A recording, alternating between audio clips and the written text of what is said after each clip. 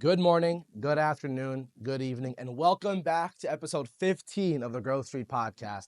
I'm your host, Darsh Patel, and again, I could not be more excited as a fellow Hooper to be joined by Danny Cooper, the man. He's currently the CEO of Danny Cooper Training Basketball, and essentially he coaches K through 12, but also NBA players, college players like Mac McClung, the Morris twins. He's working with Tyler Hero and more. So, dude, I'm excited to talk to you about everything you've been doing, how you went from going, being a college student to being a college athlete to now being a full-time basketball trainer, going to places like Vietnam, going to places all over the United States, and just hearing about your story, man. I'm so pumped to have you, man. I appreciate it. Hey, thanks for having me, man. I'm excited to be Yeah. here. Dude, for one, like, let me know how you're doing, man. I know you're a busy man. Yesterday I Yeah. called you and you were up at 6 a.m. in the gym. So I'd love to hear, like, how you been, man. What's going on? Yeah, man, I'm doing great. It's just been busy summer in the gym, like pretty much all day, every day, trying to build, Yeah.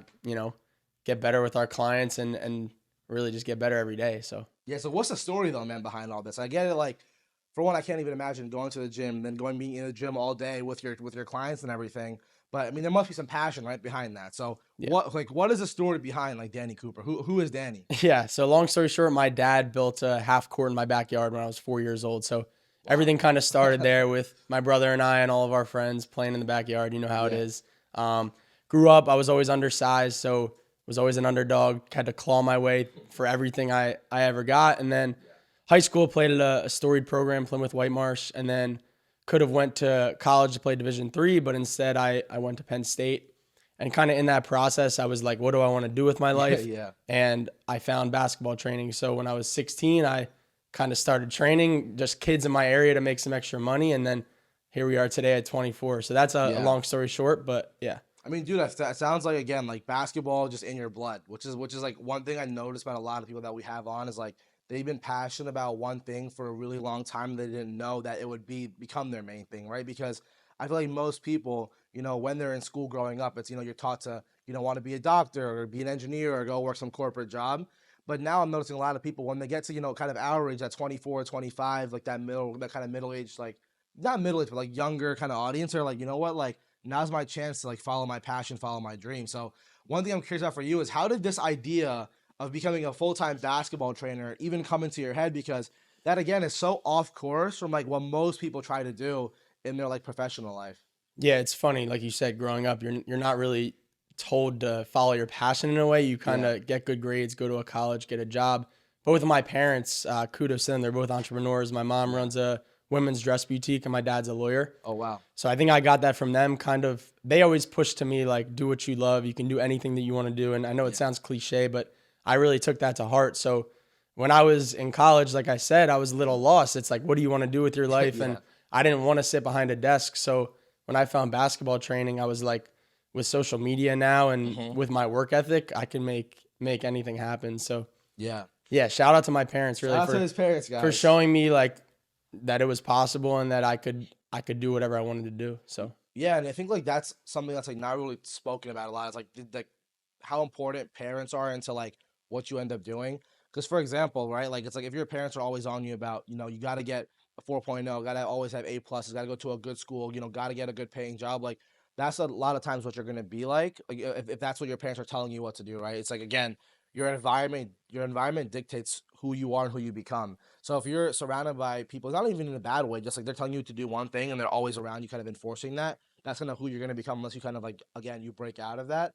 But if your parents are the ones pushing you to go dream and everything, and that's a really important thing too, because for me, it was a little interesting because my parents were very much in the sense of we want you to be successful. They didn't know like 'cause I'm the oldest. Are you the oldest or no? I'm the middle. Okay, so you're in the middle. So Yeah. usually my brother gets to kind of watch how I do everything. But for me, they were like, you know what, go to college, just take the hard classes, take finance, try to like the science classes and see Yeah. what sticks.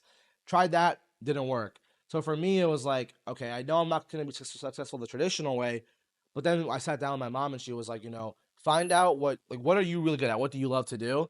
And I think really if you figure out, okay, what am I good at? What do I like to do? And like, what do I want to be? That will answer it by itself inherently. So that's why for you, right? It's like when you think about the moment you decided basketball training, what was that moment where you said, like, this is what I'm gonna do, and I'm gonna start. And how did you get started? Yeah, so to touch on the parent topic first, I'm super passionate about that. I think a lot of parents limit their children, whether it's out of their own insecurities or whether they didn't get to chase their dreams. So they kind of want their kids to play this safe route. And it kills me to see like some of my friends to this day in a career path that they don't want to be in, but their parents kind of force them down that route and they're not that passionate about it. So again, I was blessed with parents who didn't put limits on me and let me kind of go down my own route. Now, in terms of when I knew basketball training could be a real thing, when I was 16 as a junior in high school, I was broke high school kid. So like, I grew up in a pretty affluent family and we were well off. By no means like didn't have food on the table or whatever, but I wanted to make my own money. So I was charging like $20 an hour for train kids at different parks. And then when I went to college, like I said, I was lost and didn't know what to do. So I was like, I actually, my dad sent me to this NBA skills training seminar with this trainer named Drew Hanlon. And that was the first time that I realized I could do this for a living. I was 19. I went out there with probably 30 and 40-year-old coaches. And if you watch like videos from me back then, I was super nervous and like, actually I would be too, man. Yeah. So it was a lot, but that really showed me like that I could do this for a living. And nobody had ever told me in the past that I could like train basketball players and make money and do this full time, because when I had done it in high school, people were kind of like, making fun of it or saying I was like babysitting kids and just different stuff like that. So that really opened my eyes and I'm always grateful for that opportunity. So yeah, I think like the first thing is whenever anyone tries anything different too, it's always going to be looked at a little funny, right? It's like let's say one kid in your high school wants to make music. I'm sure the first thing everyone says is, bro, your music sucks. Like, why are you doing that? The first time someone says, I want to make a podcast, they're like, oh my God, bro, you just want to yap on camera. Like, you're going to do that. I think everyone has like an idea of like how they want to take it. But again, it's once you're now in that room, like you were around all these coaches who do it for a living, you're like, I'm in the right place. Like, that's must have what it felt like. So again, like, I think when you were in that space, like when you first went to that meeting, like how did that change the picture? What was it like sitting amongst all these people? Like how did that kind of shift everything? Yeah, it was amazing. I mean, I learned how to not only be a good basketball trainer, but I also learned the business side of it. And, growing up in school, you don't really get taught the business aspect. So it opened up a whole new element of like to my life. I was always a sports and basketball guy, but it opened up a whole new passion of business for me. Like business in a way is now my sport. Yeah. So we can get into like, retirement of basketball is really hard for a lot of athletes. And I really struggle with that as well. But, business is now like my new basketball. So, that was really cool to get that. Yeah. I think, whenever it comes to, I guess like that transitional period, it's always a little interesting because even like one of my previous guests, her name was Carly. She did D1 gymnastics out in Ohio. And then she recently also moved back home to launch her own business. And she said the exact same thing you did, that business is now her new sport. And she felt like a part of her died when she quit gymnastics. She was like for sure. in this really weird mental space and didn't know how to like go to the next thing. But then once it's really not about necessarily like what you're doing. It's how you can find something to fill that space in your mind. And I think it's not an easy thing to do. You have to be just as passionate about something as you are as the other thing. That's why I think it's cool, because with basketball especially, it's not many people think that you can make money doing the thing that you love. Like that is the misconception I think in the world right now. Yeah. So I think it's very I always get, think about it because when I was younger, I love sports too, right? I love Dallas Cowboys. I know, controversial take. I'm a big Brooklyn Nets fan. Yeah. I'm obsessed with sports. I played sports and growing up and everything. And I was always like, the only way to make money in sports is either to be, an athlete or to be like a general manager. That's how I thought when I was younger. And then now seeing, for example, what you're doing, seeing how people even like are YouTubers and TikTokers about sports, people do like fantasy football shows, people are actual scouts, people do sports sales. And my first internship was in sports marketing. So I think, I'd love to hear you kind of speak to like how to take a passion and turn it into like a full-time interest. Like I think that's something I think people are like, how does someone who loves volleyball turn, not become a consultant, but become something with what they love?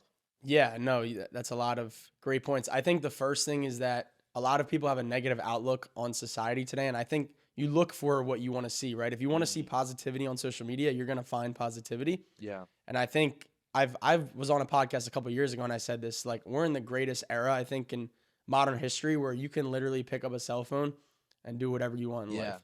So like if you're the volleyball player, like you say, figure out what you are passionate about and what you love about volleyball and make content around that. You can have a volleyball podcast. You can make volleyball equipment. You can do volleyball merch. You can teach volleyball. Like Yeah, so many things really, you can there's do. so many different avenues now to do it where you can make the same amount of money, if not more, than being a consultant. Yeah, And I think it goes without saying, if you're passionate and you love something, you're actually going to work way harder at it, that's which yes. then it's almost like, how are you going to fail? And Yep. there is a self-awareness piece too. It's like, if you're not that good at volleyball, but you love volleyball, maybe you shouldn't Yeah, go yeah, yeah. full-time volleyball. But I think if you're good at something and you like it, it's really hard to fail and at least make a decent living for yourself. So Yeah, I think most people, no matter what you do, it's like you're gonna try 10 times harder if you are passionate about what you're doing. Again, unless you're the most disciplined person in human history, then you can probably do whatever you want, right? But the average person, that's like the reason why you were drawing on your paper when you were in class was not because you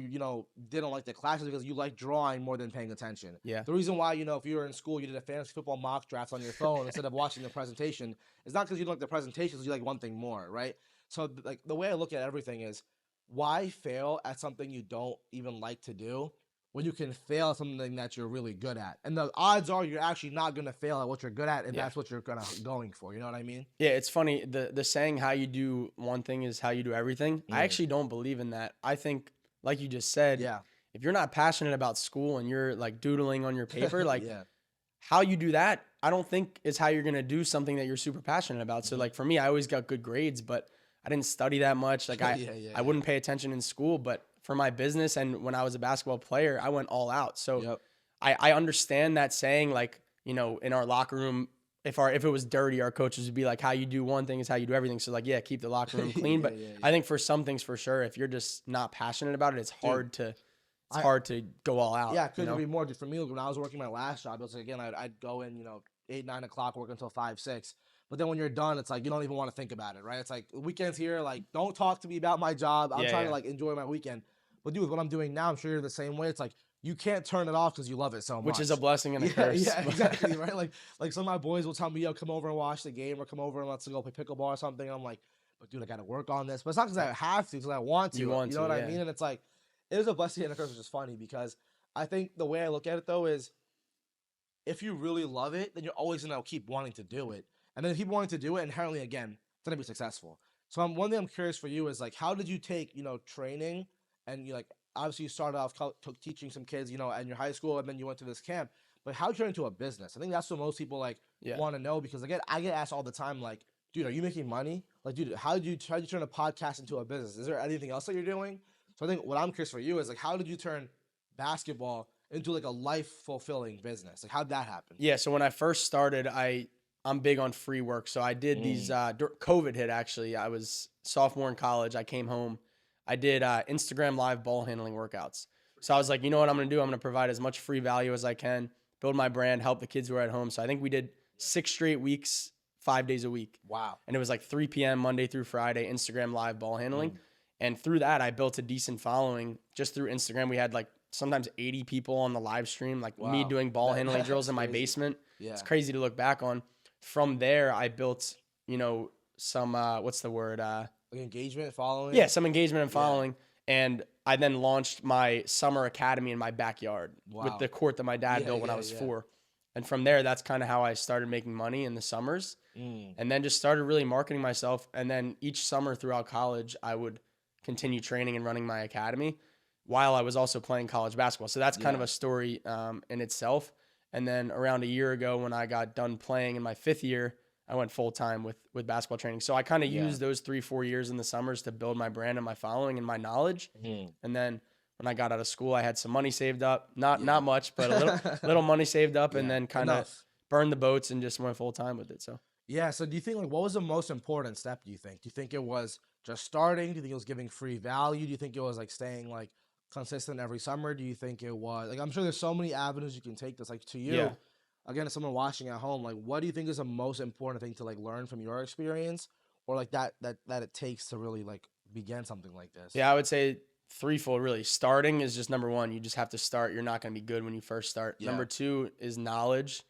Learn from as many people as you can that are above you. Learn from as many resources as you can. So I would watch basketball games. I would watch YouTube. I would go learn from trainers for free hours away and drive to watch their workouts, different stuff like that. And then number 3 is just reps. Like I would say, I would get my hands on anybody that I could train, even if it was 5-year-old kid or a 20-year-old college player, and I would train them for free if I had to. Like I would go out of my way to train them for free just so that I could get the reps. And like now I'm at the point where I'm 8 years into this thing and I'm very confident in my abilities, but it took 8 years to 8 years is a long time, like man. literally build that experience and that knowledge to be confident to, charge what I do and get the results that I do. So Yeah, I think again a big part of it is, I think establishing like kind of credibility for what you're doing too, right? I think a big part that it's hard for people to understand is like, for example, let's say you're going to create a podcast or you're going to be a trainer. Like, if you're not a credible person in that space, it's hard for people to want to come to you. Right? But for you, I know you're the captain of your high school basketball team. Then you went to go walk on at Penn State, and then now you're a player at your D3 school, Moravian, right? Yep. So you clearly you're a hooper. Like everyone know that, so they're going to come to you for that. So I think when it comes to like your journey, actually establishing credibility, how important do you think that was to your journey, right? So I think when it comes to, for example, your basketball experiences, what do you think was so big about those that helped you succeed in the business side?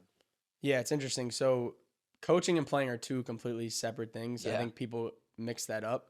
But when I was at Penn State and I was thinking of becoming a full-time trainer, I'm a big no regrets guy, and I was thinking about going to play in college, and it was kind of twofold. I was like, if I go play in college, I get to fulfill my dream of playing college basketball, but at the same time, it's going to build that credibility of Yep. would somebody rather work with a trainer or coach who didn't play in college or they did? So I was like, you know what, I'm going to go fulfill my dream of playing, but also like it's going to look so much better that I actually played in college. And now I can tell my middle school and high school guys, like, I've been there. I've played at not the highest level, but a pretty high level that only 2 or 3% of people get to do. So I think that was really big. It's kind of like your own degree in a way too, right? It's like, Yeah. because people, for example, let's say you want to go work in law, you need a law degree.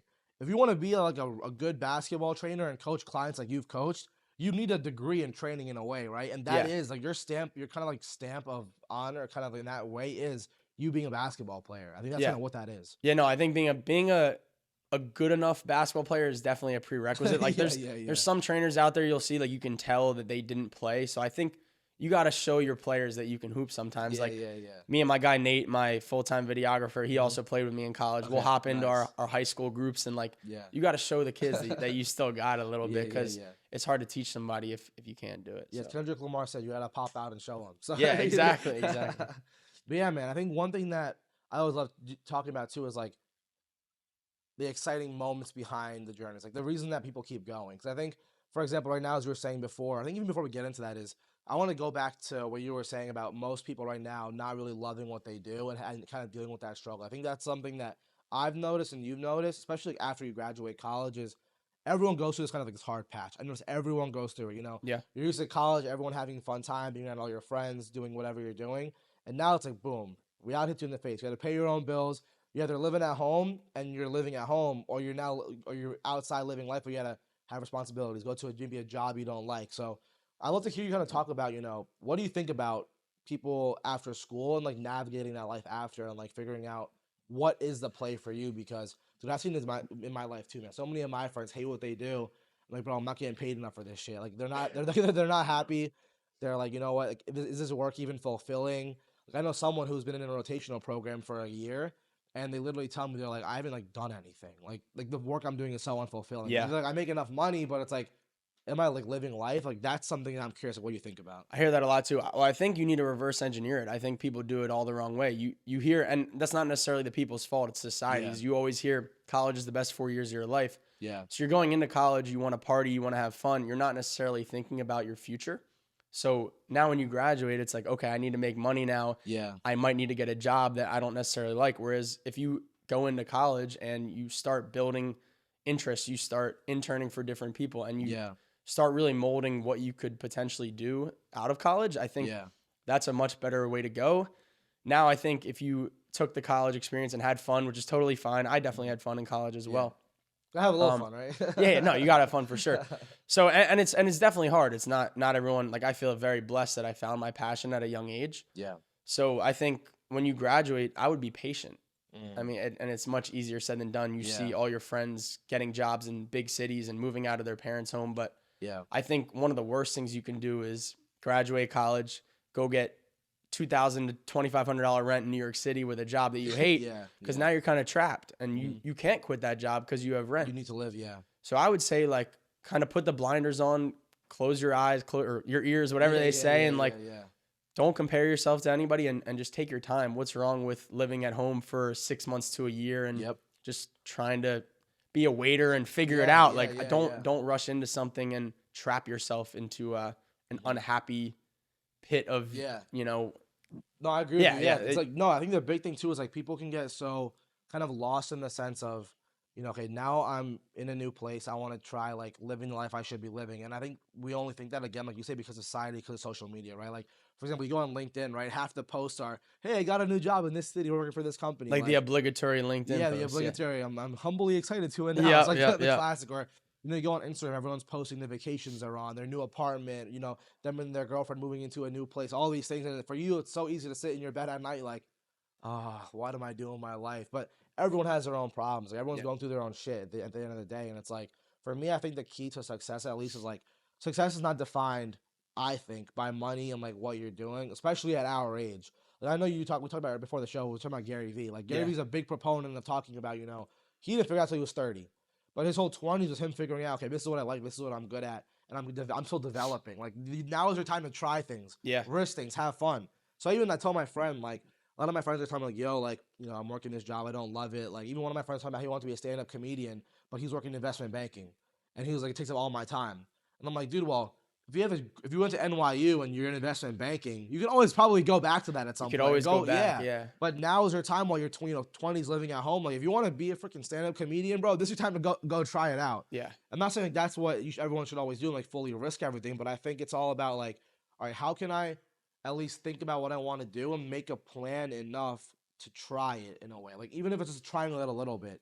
Whereas, you know, if you're locked in fully to one life that you're not living, like, why would you keep living a life that you don't even want to live? Because, you know, at the end of the day, when you look in the mirror, if you're happy with what you're doing. Yeah. Like, bro, when I was in Chicago, like, I love the company I worked for. LinkedIn is an amazing company, bro. Like, so many benefits, so many perks. I got to live in the 45th floor of an apartment. I thought, like, that was what I was sold was going to be what makes me happy. Yeah. Then you come home on like a Thursday at like 8 p.m. after a long day of work, you're like, I call my mom, like, yo, mom, I'm not trying to do this shit anymore. Yeah. Like, this is not for me. And then, you know, then you realize, wait, like, what do I actually want to do? So I think, like, that's something that is hard for most people. No, for sure. And I think it's also not sunshine and rainbows running your own business as well, or going after your own path. Yeah. So I think that's important to amplify as well. But I think it's, I don't know. I think people are afraid of failure. And for me personally, like, I view failure as this quote that I got one time is failure is just a pivot in the right direction. So, like, I don't view failure as like failing. I think it's just an opportunity for growth and learning. So I think, like we talked about in the school system, you're taught that like a C or an F is a bad grade, but in reality, it's just an opportunity to get better. When I'm training some of my middle school players, they get really frustrated when we do a hard drill. And I say to them, I was like, all right, do you want me to just have you do wide open layups the whole time? Like, lines, what fun is that? So I was like, if you don't want to be challenged, I'm not the trainer for you. Like, if we're not failing and we're not missing shots and we're not dribbling off our foot, like, then there's no growth. You should flip that mindset and actually get excited about that opportunity for growth. And it's really all about that perspective. So I think for me, it's like when something's challenging and hard, I do my best to flip the perspective and be like, don't I want it to be challenging and hard? Like, why would I want this to be easy? Because, like they say, nothing good, seriously, nothing worth having comes easy. So the sunshine is not the sun if you didn't have the rain, right? The sun feels good if there was no rain. Like, exactly. The summers don't feel good if there's no winter.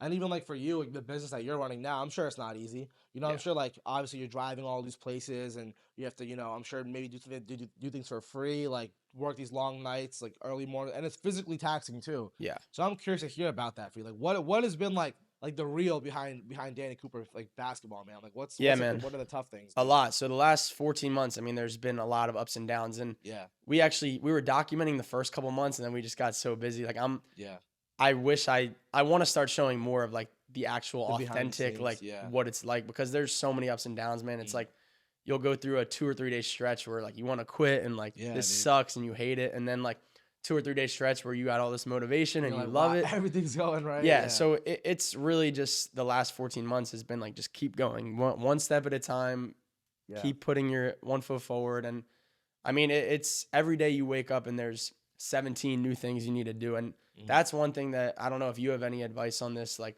I just have so much to do at all times. And we're a small team of 3 right now. Shout out my guys, Nate and Jake just joined us. He's Yeah. a trainer for us, but it's like we have so much to do at all times, and I struggle with just focusing on one thing. So Yep. I've heard a million different pieces of advice. I don't know if you have any advice where like, how do I just pick one out of the 17 and then kind of I mean, dude, to show you that I can relate to you, if you look at my whiteboard back there, those are 6 things that I all have to do still. Yeah. Like, and that's just 6 out of a million. So for me, I promise you, like, for about, I would say, like, the first 8, 9 months, it was be by myself.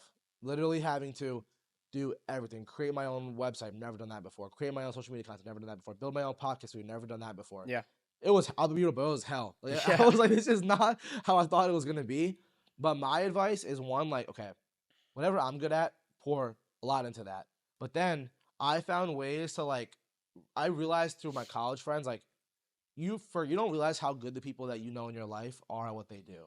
Like, that is something that I realized very quickly. So for me, I was in a professional business fraternity called Phi Chi Theta at University of Maryland. Okay, nice. And when I was there, obviously, you know, I was a professional trainer that helped people get jobs and stuff. But that wasn't like how I knew my friends. I knew my friends because we would go out at night, or we would all, you know, play FIFA in our apartment, or just, you know, do something like that, play Survivor, things like that.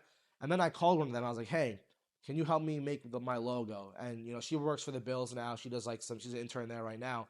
And then I realized, oh my God, you're so talented. And then I asked another guy, hey, I see you're an author for the what newspaper does he write for? I think the Diamondback or some newspaper. Oh no, USA Today. Right, for USA Today. Oh wow. And I was like, yo, can you help me write a little blog article for something that I'm doing? And then I see him, and then he sends it to me. I'm like, wait, you're telling that what you're doing. And I started realizing, first of all the people in your life are good at something. So my whole thing that I've learned from like you know, YouTube videos and mentors is like, you have family and friends as a reason, like they're your first help. My dad told me this too. My dad, when he launched his own business, he started his business when he was like 29, 30. Like he was like a janitor for a while. He was doing like, you know, normal, you know, not like nothing crazy, but having a normal job. Then he said, I want to launch a business. The first people that he went to were his family and friends. So I did the same thing. And then I got help doing like the bare minimum things that I knew I couldn't do. I got help. I was like, wait, okay, now I have that. The second thing I do was I tried to find ways to get people to want to help me that would help them too. So for example, like behind the camera, if we see these 2 guys right here, we have like Aditya and we have Mike. These 2 guys both want to become really good photographers. They're really passionate about photography, videography, media, or even like business. So right, it's like for me, it's like, okay, if you can help me with this, then I'll help you with that. Right? Like I'll give you this experience and I'll give you my mentorship, my time, you know, my energy, my podcast studio. If you can help me, you know, record some content, do X, Y, Z. Because in that way, they're helping me now and I'm helping them too. Right. And then one key piece of sauce too is like on LinkedIn, you can post a free job. And that is where I benefited so much. I would literally post a free job. I posted like, we're doing a summer internship program. And again, like for me, I don't have, I'm sure you're the same way. I'm a startup owner. I don't have money to pay people hourly dollars. I'm sure you're the same way. It's hard with paying people so much. It's tough. It is. Well, we actually have, both guys are on the payroll right now. So that's another thing to talk about. Yeah. So for me, currently, I don't pay any like hourly or anything like that. It's more like some people have equity in this. Yep. Or I give them money to do certain projects, right? But I don't pay anyone hourly or anything. Yeah. Because my whole thing is like, as long as you feel like I'm compensating you and what you're comfortable with, and I'm getting what I'm getting back, it's to me it's like a fair trade, at least right now. The goal is to want to pay everyone, obviously. That's the goal. But on LinkedIn, you can post a free job, and then I post like some internship program, all the things that are in there. And dude, literally in like, I'll say 2 days, I have 100 applicants. Wow. And like those are people who are willing to help out for free because they want to learn too. Because it's all about if you could focus on them. Like I tell everyone in my like.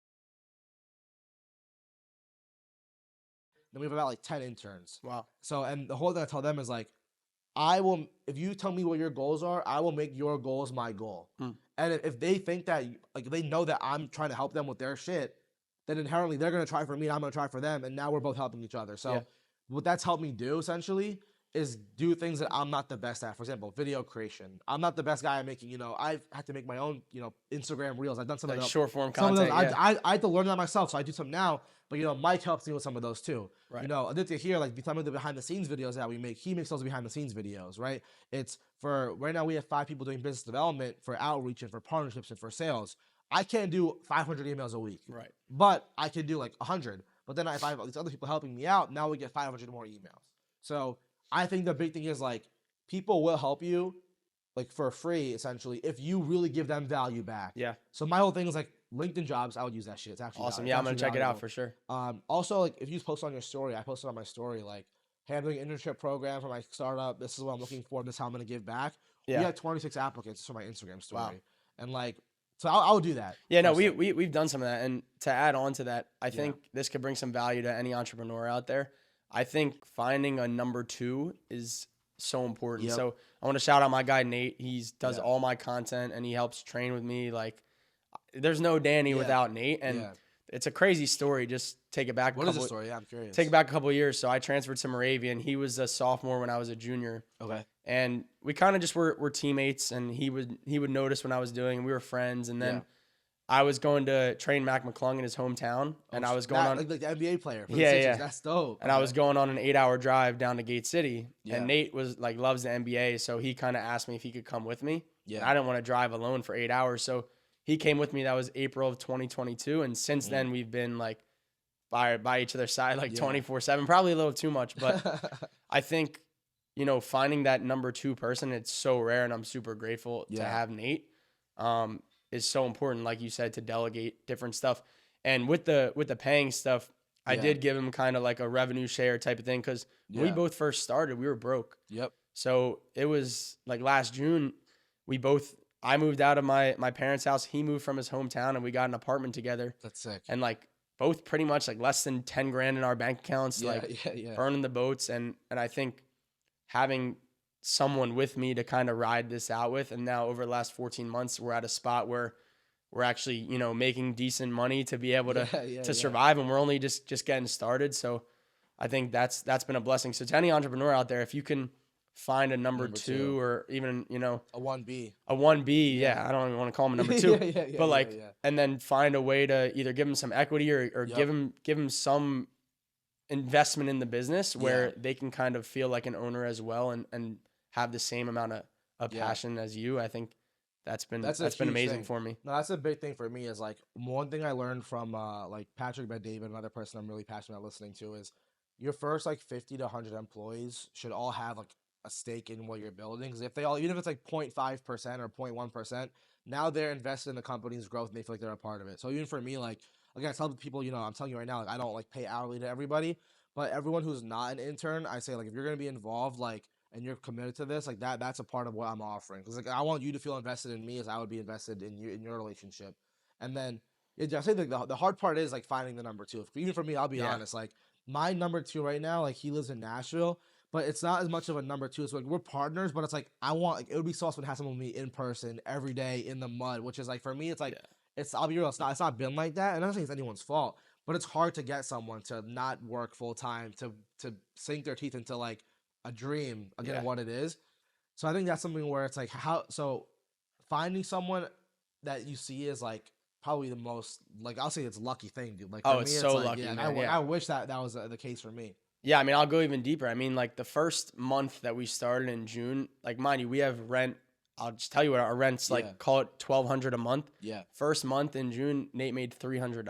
yeah, So like, you need to find someone who's willing to be minus 900 in month one. And like, yeah, again, shout out to Nate. Like, unbelievable how he believed in me, and like how far we've come Yeah. in that this only 14 months. Like, to Yeah. have someone willing to make $300 a month and like bet on you is amazing. So Mhm. yeah, it's really hard to find. But again, you're not gonna be able to do it yourself. I mean, You I'm can't, sure you I'm sure literally there's a can't. lot of solopreneurs out there. Yeah, But again, to the solopreneur, like, do you want to be working 24/7 for your whole life? yeah. For me no. personally, I love what I do, but I want some But when you time wanna to live myself. life, yeah, And you want to live- delegate. yeah. So like back in the day, if you're like an OG of my content, you'll see it's me with the tripod, or me, kind of holding it Yeah, up like yeah, selfie stick. So Nate never even picked up a camera, and then 2 years ago he Wow. picked up the camera for the first time, and now he's an incredible videographer and Yeah, photographer. yeah. And we pretty much just like forced him to figure it out, because we were like, Mm. we need to build this, and we need content, and you need to become a great videographer. And Yeah. he's like a night owl, so he'd be up from like, I'd go to sleep at like 10, he'd be up Yeah. from like 10 to 5 a.m. I'd be Yeah. waking up for my morning workout, he'd be going to sleep, like yeah. just up all night learning. And it's been great. Dude, I think that's like the biggest thing. It's like you got to do whatever you got to do to make it work, man. Like that's what I've realized. So for me, it's like again, I never made short form content. I was the same. I still do the camera, some of the selfie stuff. It's like, but my whole thing is that if I can be good at everything that I need to be good at, and then again, that's why I have 10 people on this team, because I need the help. And even right now, it's like we're gonna post an internship program for the school year, because the whole thing is like, I always talk about like the value triangle, right? It's like if everyone can benefit from everyone, then that's the bet. Then everyone's gonna want to win, try hard, and do a good job. Yeah. So yeah, man. I think one thing I'm curious about for you too is like some of the. I want to hear some about your favorite moments now, because I think for you again, like there's no continuation if you don't believe in what you're doing. And for me, I realized it was the highlights that keep me going. So like for me last week, I mean not even last week, 2 days ago, I had my first business call where we could make a potential deal. Wow. And it's been again negative, negative, negative, Yeah. negative every single month until now. Because again, the overhead costs for all again, it's the studio alone to make it back, you got to make a lot of money. So these positive moments where I get maybe a new brand deal or getting a new contract to work with a good client, like those are the moments I'm like, yo, come on, like we're Yeah. making Yeah. progress. You Yeah. know what I'm saying? So for you, what have been those moments where it's like, dude, I'm doing the right thing. Like we are going somewhere right now. Yeah, I mean, well, real quick before we get into the highlights, I think, like you said, when you're starting something, you got to be super frugal. People don't talk about that enough. Like, if you're starting a business, you got to be willing for 3 to 5 years to eat shit. Like, Yeah, you literally. can't. The last 14 months, like, we would shop at Aldi. I don't know if you're familiar Yeah, I'm with Aldi. familiar. Yeah. I literally would spend $60 every 2 weeks. Wow. So, like, yeah, I would go out once in a while and like eat out, but like, Yeah. talking like $120 to $150 on groceries a month. Yeah. So like you got to be able to live off pasta and chicken Yep. and rice, like, and you got Yeah. you got to Yeah. be okay with that if you want to Yeah. chase your dreams. So again, not all sunshine and rainbows. Everything Now, has a cost. yeah. So now, I mean, some of the highlights. I mean, man, there's a lot of moments. I mean, dude, lay it on me, bro. Yeah, I This is mean, what inspires people, bro. So that's why I think you yeah. sharing your success story is like a really big part of what we do Yeah, here. no, I mean, honestly, I love all the success stories, and not to sound like cliche, but like the process of like the day to day is honestly like what I love. It's just like getting better every single day. Yeah. Some of like the quote unquote highlights. I mean, we got to go to the last two dunk contests with Mac McClung. Wow. So that was incredible. My guy Nate was actually on the floor of the dunk contest. Mac jumped over him. No way. Yeah, and if you if you go back and watch, you'll see. So That's crazy. that was really cool. I've done 2 international camps. We did one in Aruba with 45 kids, and then one in Vietnam a couple months ago. Wow. So that was incredible. My family was there for that too, so that was a really Yeah. cool moment. There's been a lot, man. There's been a lot. Yeah, so I mean, But I want to like kind of dive into those two things. So yeah, for first, like you and Mac, I mean, dude, I've watched him since he was a high school overtime ball his life on YouTube there. How did you get a client? Because I think a lot of people who are business owners or want to have their dream, like they dream about getting these big clients, right? yeah, It's like I can't even imagine like interviewing Mac or something like that, right? yeah. So for you, it's like, how did you interview? How did you get to work with someone of his caliber? What was that relationship like? I'd love to hear the story behind that.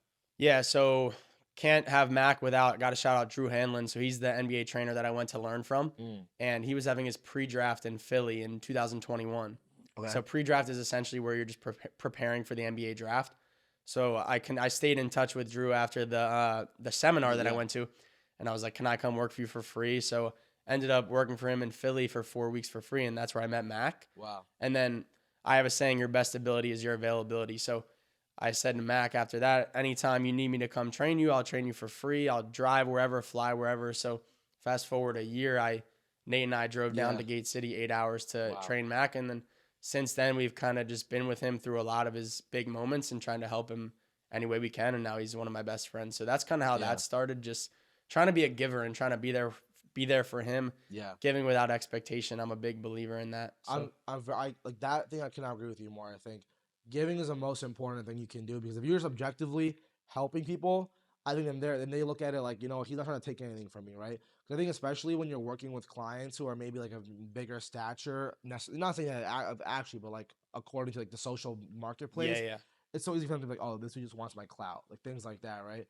So I think that's pretty cool. And I think I even watched some of your YouTube videos, and you guys, even your video, your most viewed video is you doing the workout in his basement. Like Yeah, that, yeah. that was pretty cool to see that too. Yeah, I think it's hard because it's that fine balance. Like Adam Grant has a book, Give and Take, and it's like givers, reciprocators, and takers, I think. Yeah. Yeah.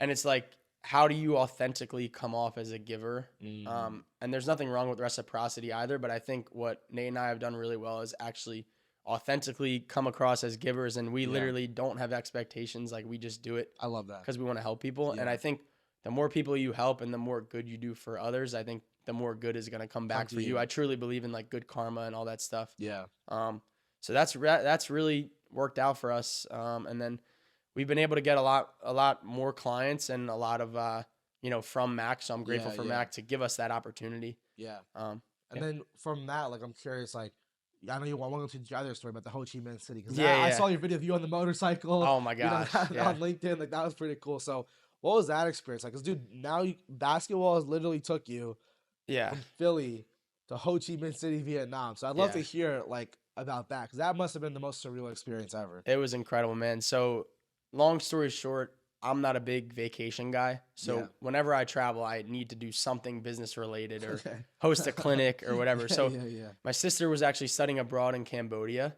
Mm. and my mom was meeting her in Cambodia, and they were extending in Vietnam. And she was like, Yeah. "You should come to Vietnam." And I was like, "Mom, I can't take a week off and just go to Vietnam." Yeah. But a year prior, we did the same thing in Aruba, and I decided to have a camp in Aruba. So I was like, all right, if I'm going to come to Vietnam, I'm going to put on a camp. And mind you, like, I'm still only 24. My brand isn't that big yet. Like, they're Yeah. not paying me to come to Vietnam. Yeah. So I was like, you know what? I'm just going to try to do this. So I looked up on Instagram Vietnam basketball, and Wow. I DM'd like 100 accounts with Vietnam basketball. This is Yeah. like 15 days before the trip. I didn't even buy my plane ticket yet.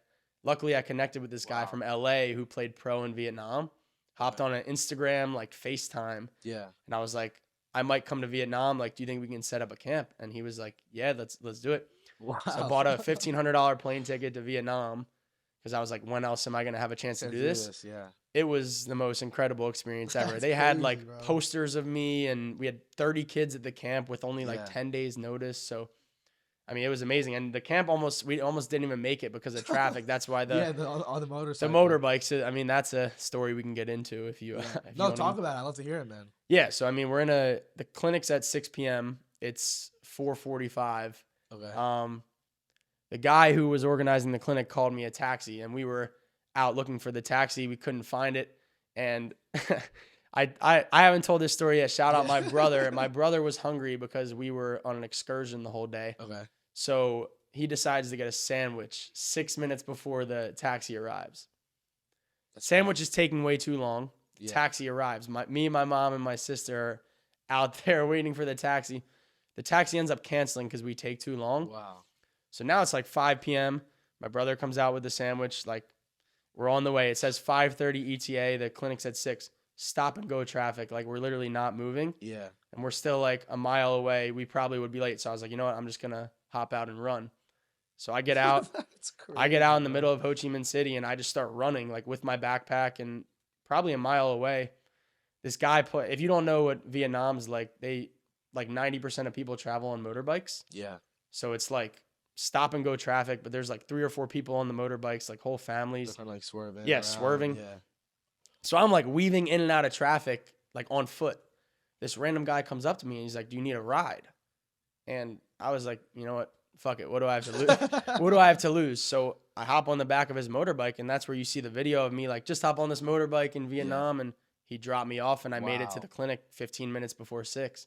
That's And like, fucking crazy. it's funny because I actually stayed really calm in that moment where like I could have been really mad at my brother, and it wasn't his fault. He was hungry. He didn't know there'd be traffic. Yeah. But like, it's not what happens to you. It's how you react to what happens.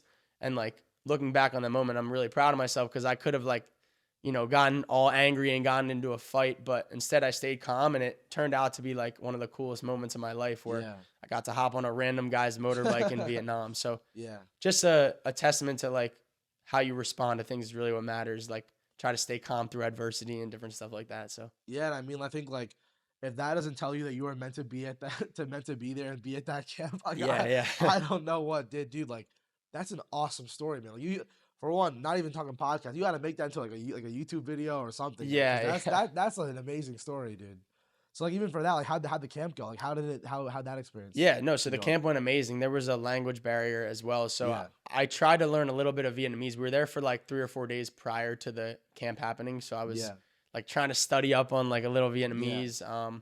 It was great though. It's always cool to see in other cultures and countries how appreciative they are of you. I think in America, like we're so used to like trainers and coaching and indoor gyms, like kids can take it for granted, which I understand. Yeah. But like in these other countries, they are so grateful and so attentive, and it was amazing. What was that like? How did they act? What was their kind of It was just reception? like they had like everyone asked for my autograph, which is crazy to me. Like I'm like, why would you want my autograph? But like just, I guess, a coach coming from America, like asking for my autograph, all thanking me. Like they had a That's real. jersey that they gave me. Everybody signed Wow. it. So like Wow. just a really humbling experience. And Yeah. I know like they didn't reach out to me. Like my goal in the future is to have countries like To have you come out. Yeah, ask me to go. But nationally. now that I'm still young, I kind of need to go and get it myself. So I'm like, I Yeah. want to do a whole Asia tour next year where I do Vietnam again and Thailand and Seoul, South Korea. Like, Yeah, yeah, yeah. so I'm gonna have to reach out to those places and Dude, figure it out. But it was just really humbling to see yeah. how appreciative they were of having me. So Dude, I mean, one, again, like, just hearing this, I completely agree with you. I think in America, it's easy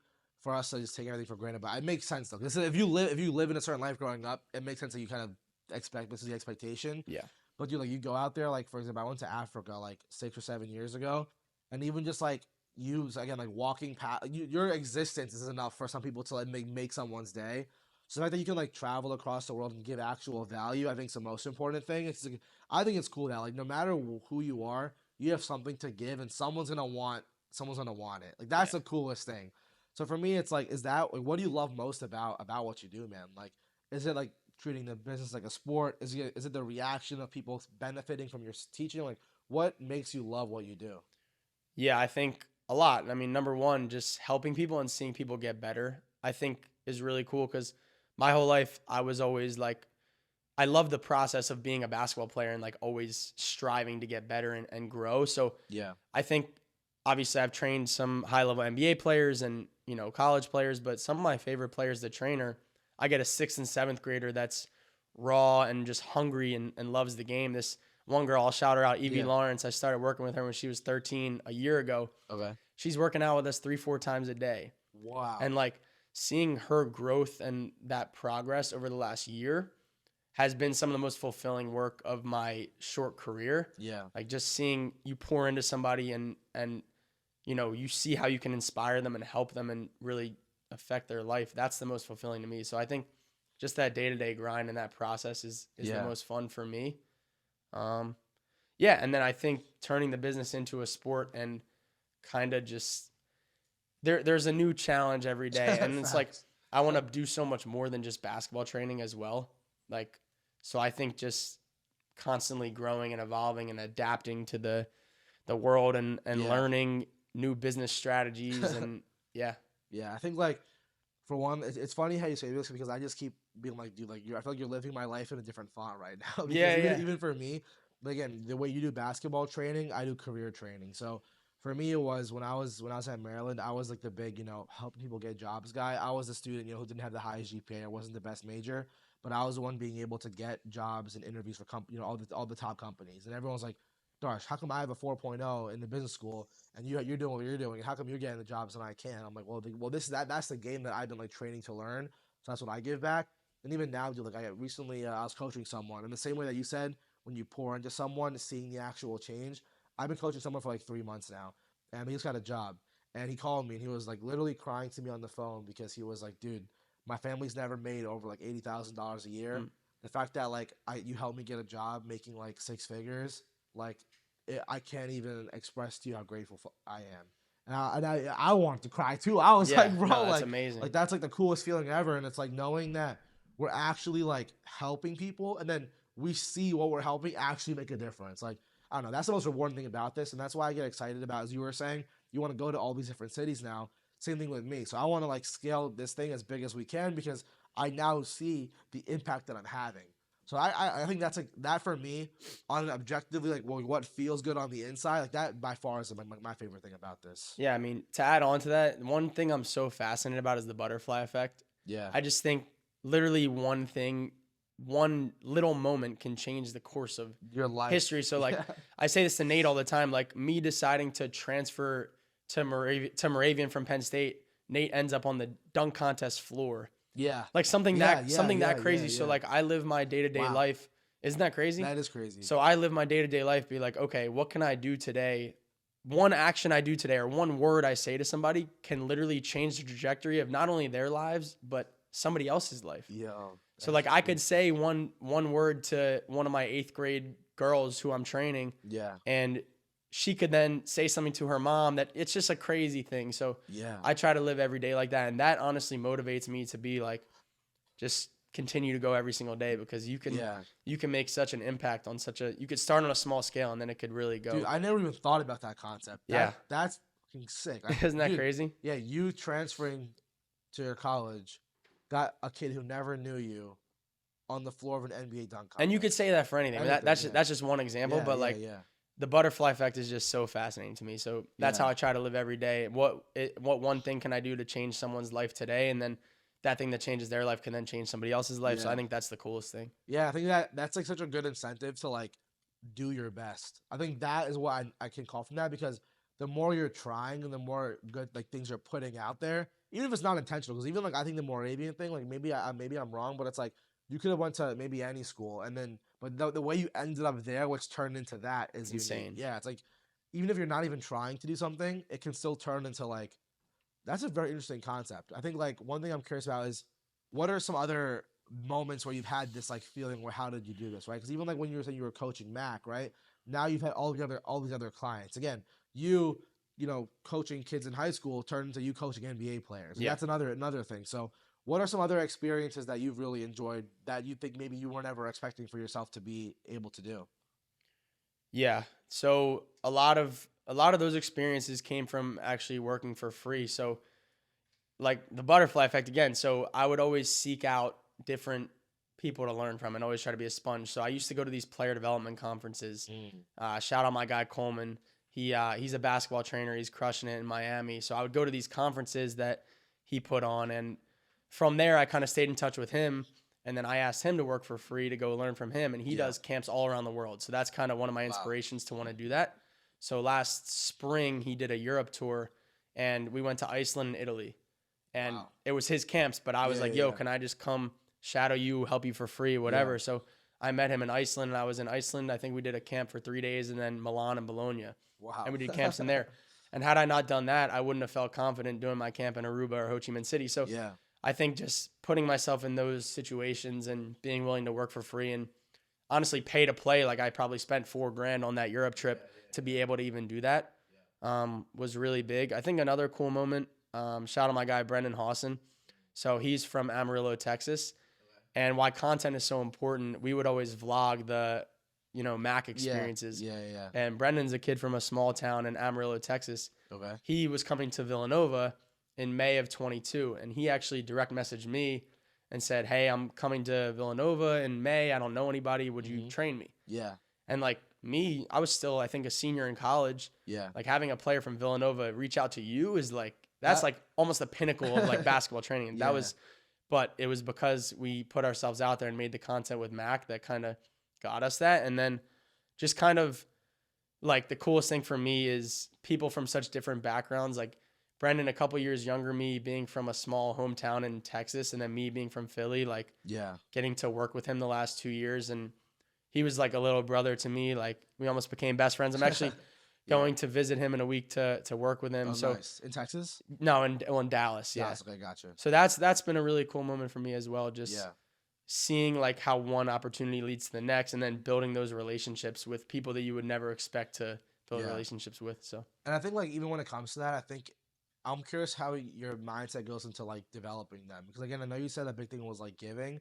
Is there any other advice you have to someone watching again who wants to do anything? Because I think in life, when it comes to be successful, it's figure out how you can work with more people, meet people, and a lot of like objectively the way the world works is like you need some kind of client, even though they can be your friend, right? It's like if you're a consultant, you're not a consultant if you don't have clients. If you're a lawyer, you're not a lawyer without clients. If you're a doctor, you're not a doctor without your patients, right?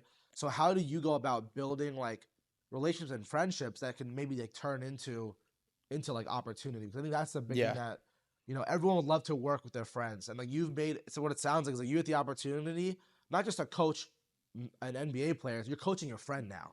yeah. So what's the relationship on like, or what's the advice on becoming like developing this like real powerful network that you've created to help like kind of to succeed? Yeah, well, the coolest part is like my clients are my best friends. I mean, that's the really cool part, and I think it's making money not a thing. Like you put the relationship first. You're there for them whenever you need them, like, or whenever they need you. It's like, are you going to be the person there at 3 a.m. when they're struggling and they can call you? So Nate and I always make an effort to let them know that like basketball aside, like it's about life. And I tell my kids that, like the kids that I train as well, it's Yeah. like, I don't care how good you are at basketball. I'm trying to build you guys into young men and women that are successful in this world. And I think that's really my job. Yeah. So with Brendan and Mac, for example, like just making sure that that relationship is first and being there for them through anything really. Keep them like real And- friends, not clients. Yeah, exactly. And it's interesting because people are like, they ask me kind of what I do. And Yeah. honestly, it's like 80 to 90% being like a friend / life coach / ear to listen to. Yeah. Being a Like, shoulder. Yeah, shoulder, ear, whatever. Yeah, shoulder to listen. Yeah. But yeah, I think, and then it's like 10 to 20% basketball, because at the end of the day, like they could work with anybody and they're already so good. Yes, I'm going to help them on the court, but can I help them off the court and be there for them off the court? So that's really what we pride ourselves in. And that's how we've been able to build such strong relationships. No, I think that's real. I think one thing I always tell everyone is there's always someone else doing what you're doing. You are the differentiator. So for example, like let's say, you'll say I have you here right now as a guest, right? I could probably have, asked whatever basketball coach to talk about anything, right? But it's like, someone that I know and I like what you were doing. And then now because of like this relationship, like, right, it's like, I think that can create, I'll want to, if I ever know anything about basketball training, let's say I know there's one kid who wants basketball training. Now I know someone where it's like, Yeah. I'm going to ask you to do it. And if let's say I didn't like you for whatever reason, like, this guy Danny, man, then obviously I'm not going to do that. But if you can create actual relationships with people, then I think everything takes care of itself from there. Because even for me, like half of my clients, half of my, interns, a lot of it's never done because like I'm the objective best person to work for. I'm the objectively best career coach. I can think that, right? But I'm sure there's other services, other people that people can do things for. But it's my personality, my care for them, and me as a person. Right? You tell everyone at home, everyone who works for me and like works with me too. I'm like, I'm just here for you as like a brother. Like I describe that to everyone. I'm like, whether I'm your big brother, your twin brother, your younger brother, whatever it is, like I will treat you like a friend. I'm like, before I treat you like anything else. Because a lot of what we do is we coach college kids. So I tell them like, I was literally you, bro, 2 years ago. Yeah. Like I'm not sitting here as your as your guidance counselor in college, or career counselor who's like 50 years old saying, no, you're wrong objectively. No, that's not how I am. I'm saying like, dude, I was you. Like, where are you at? Like how can we get you to where you want to be? And I think if you're there as like a good person, then a lot of times you'll be rewarded for that, right? Because even like, let's say you're a barber that you go to right now, right? It's like, I'm sure like 5 minutes later, another barber is going to be a high Google review. But you don't go there for the haircut all the time. Yeah. You go there for the conversations too. Like Yeah. yesterday when I went, we actually were, walking to me my fresh fade, we were watching the USA versus Sudan game. And we were talking about like the spread. We were talking about like all the players, Luol Deng, funding that whole team. Yep. Also, that'd be a cool place for you to go too, Sudan. Oh, it'd be amazing. Africa's definitely on the list. Yeah. But I think a lot of it is like that relationship element. I think like people don't realize that, again, in life, I'm sure we all meet different kinds of characters. And some people are takers. Some people are more like transactional people. Yeah. That exists. But I think when you see the people who are really successful, you see why people work with them. It's like, they're just good. Like, even now, I see why people work with you, bro. I appreciate You're just a good dude, bro. It's like, that's the Yeah. people that I like to surround myself with. You know what I mean? And try to be like. Yeah, I think to give some value to the audience too, like in terms of building relationships, what I've found to be successful is you can't make it transactional, like we talked about. And I think if you really, I mean, we already discussed this, but if you really give without expectation and you show them that, I think one way to do that, people call me all the time and you can really tell when somebody's being authentic or inauthentic. I agree. And I get phone calls all the time, like people reaching out to me. I mean, in today's day and age, for all the young hustlers out there, if you're just cold calling someone or cold DMing someone, somebody like at a higher level or who's doing something like running a business, they get those all the time. So like I used to reach out to people all the time and say, hey, I'll work for you for free. But you need to differentiate yourself. So I'll have people reaching out to me and we'll be on a phone call for like 5 minutes. They'll maybe say like, ask me what I'm doing or, say it's so cool what I'm doing. And then 5 minutes into the call, like, oh, by the way, like, could you put me in touch with Mac McClung? And in my mind, it's like, why would I ever want to help you? So I think where I've been successful is like, I'm not going into a conversation looking to get something from you. So like when somebody calls me and then they say that, immediately I know that they weren't in it for the right reasons. Yeah. So I think one of like my guy, Jake Rainier, shout out Jake. He's been my trainer now for 3 months. Like personal training or basketball? No. So he's one of our trainers for the brand. So it's you, me, Nate, and Jake. Nate and Jake. Yeah. So Jake reached out to me, and he worked for us for free, I believe, for 2 months. And Okay. Just started paying him like a month or so ago. Yeah, yeah, yeah. And he drives an hour each way every day. Wow, that's And like real. yesterday there was traffic, he drove 2 hours. So it's like for me, That's how you know he's a real one. no, he's a real one. And shout out Jake. Like he Shout didn't out Jake. when Yo. he first called me, he wasn't like, yo, you train Mac McClung and Brendan Hawson. I want to come train them. Like, no, he was Yeah. like, I'll come work for you for free and I'll help you any way I can. And I told him to show up the first day. He came in prepared. Like, Yeah. so like if you're a young hustler out there, like that's the way to do it, because now Jake is somebody that I want to have on my team. And even if Yeah. Jake wants to go on and do bigger and better things, like I want to help him be able to Yeah. do that. Like, Yeah. so I obviously hope Jake's Yeah. gonna be with me for a while, but if I'm gonna help him any way I can to help him build his own thing if he wants to. So Yep. I know I just kind of rambled, No, but dude, no.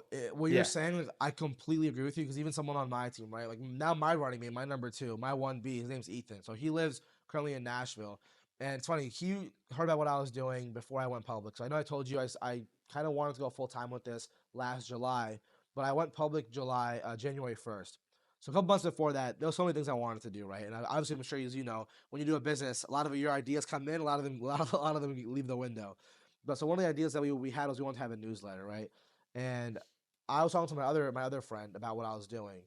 And I basically told him what I was doing, and he's like, "Yo, Ethan actually like was working for the Diamondback at Maryland. He was the editor in chief there. I think he loves career coaching too. You should talk to him." And Ethan was also in my fraternity, in my fraternity, so I was also kind of cool with him. We weren't like boys by per se, but we were like in the same friend group, kind of yeah, things like that. So he comes on board, and for 2 3 months, all he would do is help me out for free. Again, just write newsletters, write kind of guides, career guides. Well, guess what? We've not put out a single one of those publicly. We've never used them. But what did we do? We would meet every twice a week, 3 times a week, just talk through things, get ideas.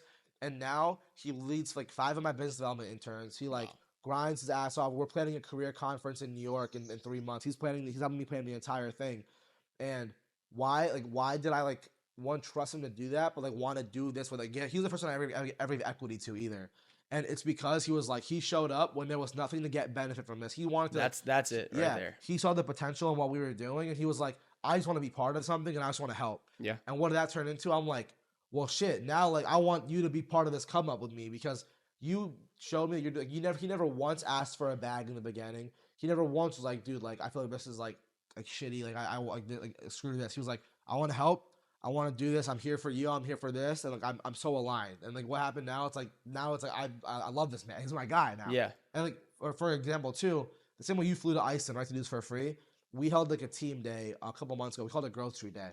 And it was like a day where, I paid for everyone. We did an escape room. We got like lunch, all of us. It was the whole team the first time we've had 5 of us at a thing.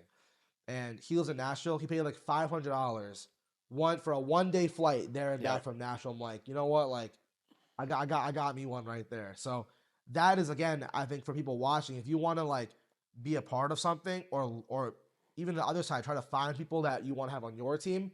That's what to look for. People like Jake, people like Nate, people like Ethan, like people who are gonna do things not for you. It's not about who doing it for you, but it's about like how they go about doing things with you, and like that is the big thing. And then again, it turns into you wanting to help them out now because they yeah. helped you so much. So I think that's the sauce on that. Yeah, and I think, like you said, working. I don't like to say they work. I don't like to say they work for me. I like to say With working with me. you because Yep. what's excuse me, what's fun in building by yourself anyway. I mean, there's Yeah. nothing like being in the trenches and building with other Yep. people, and also like you don't know everything. So putting the biggest Facts. thing I've learned as a business owner is like put your ego aside. Yeah. You're not that smart. Surround yourself with people who are smarter than you, who know who know different things and about different things and are Yeah. better at other things, so you can build different ideas and really build that Tell way. me tell me the best feeling is not when someone gives you a good idea, and that's like Yeah. I would never have thought of that, and that's like the best feeling you can get because they're like, again, it feels like also completely kind of related but unrelated to what you're saying about going by yourself or towards a team. The reason why I'm sure you love basketball is at the end of the day, when you lift that trophy, it's not by yourself. You look at the people that you did with like, yo, we just did that, bro. Like we just did that. Like even like for me now, it's like I'm a big TV movies guy. I just like that kind of stuff. So one show I'm watching now is I was never really an anime person growing up, but I'm sure the show One Piece or no. I don't watch much TV. Yeah, yeah, yeah. So it's like the whole show's about this one guy who starts off by himself, and it's like he's a pirate, and he wants to become like the greatest pirate in the world, right? And the whole show goes through him adding these new crew members from all these different places around the world, and they're now part of this mission.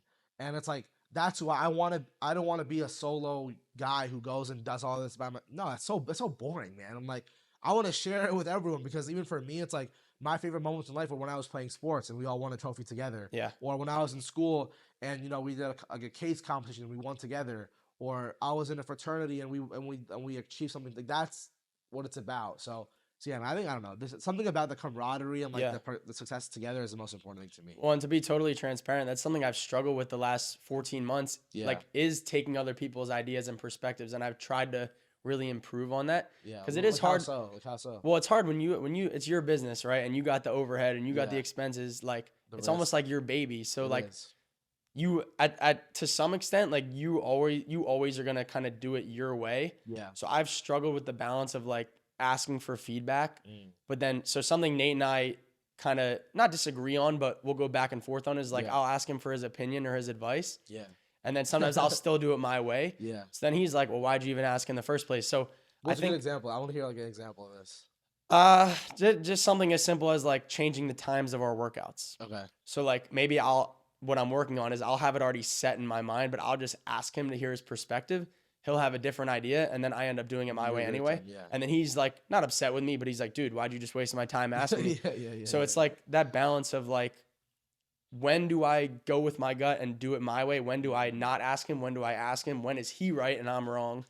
So, and that all ties into the idea of managing people. I was reading this book, How to Win Friends and Influence People. I have the audiobook on my YouTube. Yeah, right it's now. amazing. I need to reread it because I go through books and sometimes like too fast and trying to read too many books, but drops a lot of gold in there. And I think I've really had a lot of ups and downs with managing people. And, me and Nate have had a lot of ups and downs, but we've grown a lot over these last 14 months. And hopefully I'm being better with Jake. I mean, it's not easy. Yeah, I was a leader my whole life, like as a point guard and a captain, but looking back on it, I probably wasn't the best leader. I used to kind of like yell at people and use my like, what's the word? Like aggression, I guess. Yeah. I don't know, but now I've really tried to take a more like empathetic approach and much more, put myself in their shoes. And because again, it's not easy. And if you put it, like, I always try to do like, put myself in their shoes. Like, all right, they're the one. Again, I think about it this way. It's like for them to even be here is a lot of me asking for them. So the last thing I want someone to do is feel disrespected by me. So even like for me, it's like I think you should always like if you're gonna ask for something. Again, you don't always have to like do it the way that they're saying. But what I've done is at least like if I'm asking them their opinion on it, I'm clearly asking them for a reason. So maybe like one thing that you can do, maybe I'm trying to help out is like if you don't think that their thoughts on the time is a good idea, like you should ask like why do you think that? Or like it is tricky though, because I agree with you. When it comes to even my thing, like sometimes my mom, she's like we're never planning the conference and she's like planned a couple of conferences before. And then me and my brother will be talking about it at the kitchen table, right? And my mom like will interrupt with her an idea. And I'm like, yo, mom, like you don't know what we're doing. Like, why are you giving advice? But it's probably like there's probably some good advice in there, but part of you is also like, you don't get it. You don't know what we're doing. So I agree with you. So it is very tricky in that. It's hard because you don't want to like ask too many questions or ask for too much advice because you do have to go with your gut. In some regard. Yeah. But no, I think that is like the hardest part about I think what we're doing now is like one. You kind of alluded to it is because it's our baby. We've risked it all. It's hard to give things up, even if it's a little bit of control, a little bit of power, like not power, but like just not even like you know what I'm saying, like though, right? decision making. Yeah, it's like I want it to be exactly how I want it to be because I have lost, slept, done this, risked it all. Where it's like now, like if my idea is not being used and your idea doesn't work, then all these things can happen. It's like so it's a hard thing, even for me. Like, dude, giving like equity for the first time, it was like that was a hard thing for me to do, bro. I was like, I'm the one who spent all this money on this. I'm the one who doesn't work a full-time job, all this kind of thing. But it's like, again, learning to be just like a giver, I think is like the biggest thing. Is if you give, as long as it makes sense to you. Yeah. The big thing is like I think finding the place where it feels I can sleep. I should feel happy about my decisions, whether that's you giving me your advice, whether that's me giving you equity, whatever it is. Like as long as I can feel good about what I'm doing in regards of you, then I think that's a good balance. Yeah, I think it is all balanced because there is something to say about having that tunnel vision and being a little stubborn. But like I definitely would not have gotten to where I'm at if I didn't do things my way and I wasn't stubborn and like had that tunnel vision. It's tough, bro. It's tough. I had so many people my whole childhood. I mean, my dream was always go to the NBA. Like it's like shoot for the moon, you might land amongst the stars. Like Yeah. if I had listened to people that I wouldn't have made the NBA, I wouldn't be training NBA players. Yeah. Yeah. So it's like if I didn't have that tunnel vision, I wouldn't even end up where I'm at. So I think it's that balance that I'm working on. But I think like even like one thing about that is I'm curious for you, like what's the best like advice that you have like kind of gotten from someone that's helped you with your business? I think so many people, I think, I always ask people like what's the best advice you've ever like received or heard?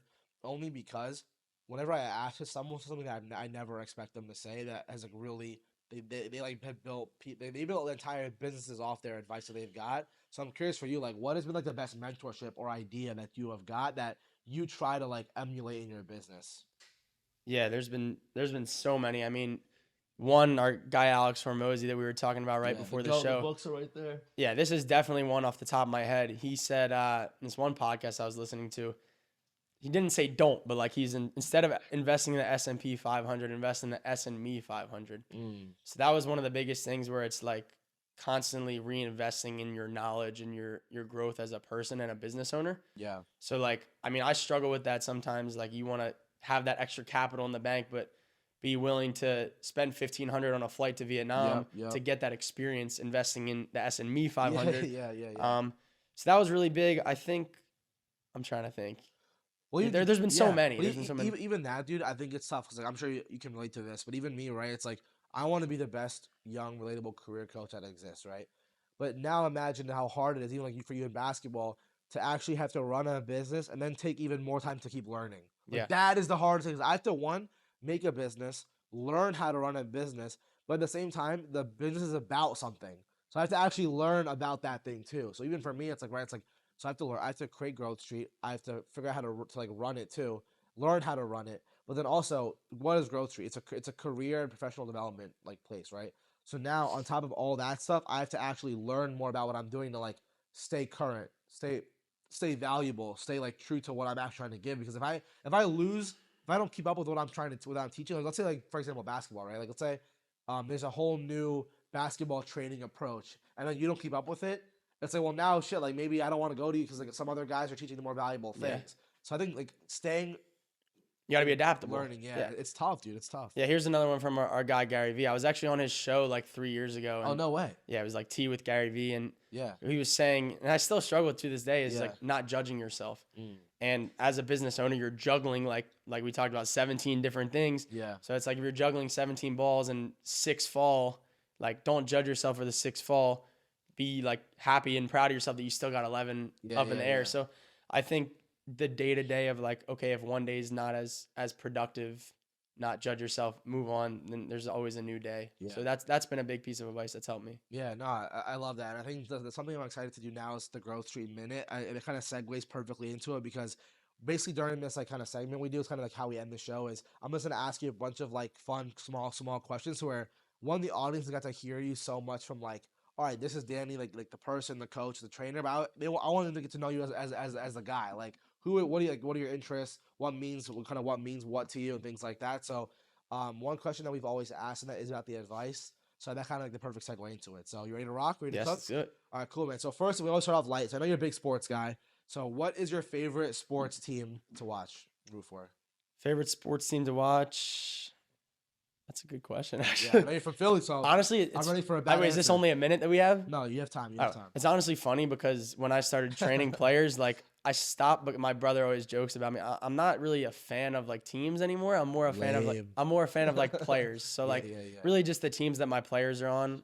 So I really liked Villanova last year. I like the Sixers, but I don't really have like a favorite team. I know that's a weird answer. Across any sport, you don't have like a favorite team? Football, basketball, baseball. I've never heard that. It's really weird. I just like the teams that my favorite player. You can't say anyone you coach. Tyrese Maxey. Tyrese Maxey. Yeah. Why? Just love his energy. Always smiling, gratitude, positive. I just love his energy. That's funny because I actually hate the 76ers. I'll be honest. Like not hate them, but like I'm a Nets fan. So they're the team that knocked us out of the playoffs every single year for like my entire childhood. Yeah. But Tyrese Maxey was the first like 76er where I was like, I actually rattle him. He's actually a bucket. It's funny that you say that. Yeah. So cool. So I think going from there is your favorite sports memory. Favorite sports memory. It's a good like of me playing. Anything that has to do with sports. Favorite memory. Anything that has to do with sports. I would say my first college basketball game. What was that like? That's a story we didn't even get into. I'll Get do into it it right now, man. All right, so We're not in a rush at all. okay, We're okay. chilling, man. Yeah, so I had a lot of Division III offers out of high school. Yeah. I chose not to do that. Went to Penn State, tried to walk on, didn't make it, then transferred. Yeah. COVID hits. It's my junior year. I break my foot. Wow. So I didn't play a college basketball game until my senior year when I was 21. I believe it was 44 months from my last high school game in March of 2018 to I think it was November of 21 or something. Yeah, yeah. I think I counted. It was like 44 months. Yeah, that's crazy. And like that moment for me, like being in the starting lineup, getting announced and playing in that first game, we lost, but I think I played decent. Like it wasn't even about how I played. It was just the most surreal moment for me that like it's never too late to chase your dreams. Yeah. I waited. It was amazing. I mean, I waited 44 months to fulfill a dream that I had my whole life. And like that now in business, I'm like, patience is so key because if you can wait 44 months for something, like you're going to be successful. Yeah. So, but that was a grind, man. It was like my whole life kind of coming into one moment. Well, I'm sure it was emotional, right? Yeah, it was. I mean, I used to vlog. I vlogged my Division III season. I called it Life as a D3 Hooper on YouTube. Nice. And like I vlogged every day, the day of that game. Yeah. It's so cringe to look back on watching her now, but like I'm like in my car, like listening to like a motivational song and kind of talking about like I've waited for this moment. It's finally here, and that was amazing. And was it everything that you thought it was gonna be like? Yeah, it was. It was emotional. My whole family came, and it was amazing. Yeah. Well, dude, I'm gonna go watch that video now. After, no, go check out Life as a D3 Hooper on YouTube. It's cringy for sure, but it's funny, kind of going off cringy vlogs, dude. For me, when I went to college for the first time, my first week, I just made vlogs for my family to watch when my college. I was like the first person to kind of go to school and everything. Yeah. So I made vlogs and everything. I didn't realize that they were not private. So then, like, the first video I called, like, first day at school at the University of Maryland. I got, like, 2,000 views. Wow. And then, but it's, like, the most cringy video you've ever can imagine. Yeah. And I would go out, and then people would be like, oh, my God, I saw your video. I'm like, no. There's something cool about cringy, though, because you're just being your authentic self. I feel like very, very few people are on social media doing that. So vlogging is definitely something I want to get back into. Even this, dude, like, I feel like even some of this shit, like, people tell me all the time, like, I get so many comments, like, bro's just yapping, all this shit, so... It's only as Austin actually said last time. I know you know Austin. It's cringy until it's not, and then once it's not cringy anymore, everyone's gonna be like, "Oh my God, like now it's really wise or it's really cool," and all those kind of things. It's also like nobody really cares. What do they say? Like when you're 20, you care what everyone thinks. When you're 40, you stop caring. When you're 60, you realize nobody really, no one ever cared about you at all. So that's another piece of advice. Like if you want to go make content or do anything, is just like don't care what people think. It's like everyone has their own problems. I know AT was saying this in the last episode. Like. Everyone's got their own thing going on. You're not that special. You're not that important.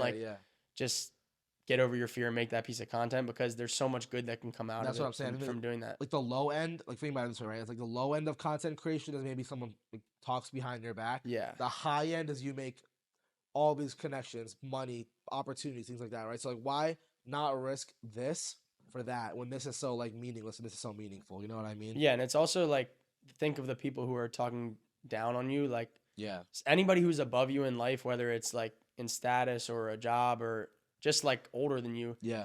If they're in a good mind state and they're a positive person, they're going to either not say anything at all or encourage you. Yeah. Anybody who's below you or unhappy or insecure is going to be a hateful comment. So one thing that I do, any of the mean comments on my social media, I reply like, wishing you peace and happiness. I'm like, I got this from somebody else. I forget who I got it from, but like wishing you well or hope all is well. Can I help you? Yeah. Because if you take the time out of your day to, Gary says this all the time. Yeah. You take the time out of your day to leave a hateful comment on someone's thing, like you got to be in a dark place. Yeah, that's true. Because like I've never thought of doing that. Neither have I. Yeah. It's like, why would you spend 2 minutes to make someone hate on someone else? That's weird. Yeah, I agree. So that's good advice, dude. Yeah. Real. And then kind of going from there, now going to sports memory. What's your favorite moment in your business so far that you've had? Favorite moment in the business? It's been 8 years, man. It's been a long time. Oh, yeah. I was thinking about the last 14 months. Yeah, pick the last 14 months and go for 14 months. Yeah, I mean, well, 8 years is a long time. I'm trying to think. I would say when we first started, I'm trying to think of one moment. So I know it's tough. Pick one.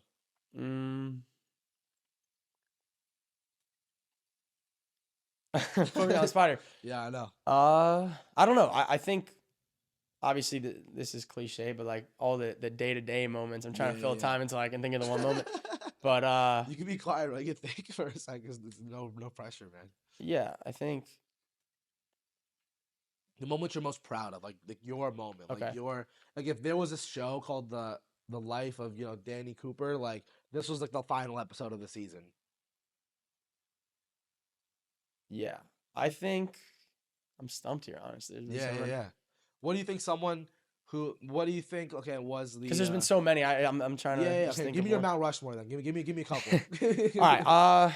I think getting so first of all, just starting, I think was I Yeah, had always talked about kind of going full time. So kind of moving out of my parents' house, getting my own apartment, yeah, taking out a car loan, like just betting on myself yeah. and um, starting the business and locking down our gym. I think I don't know. I don't know why I'm It's freezing tough. here. No, no, it's Yeah. normal, bro.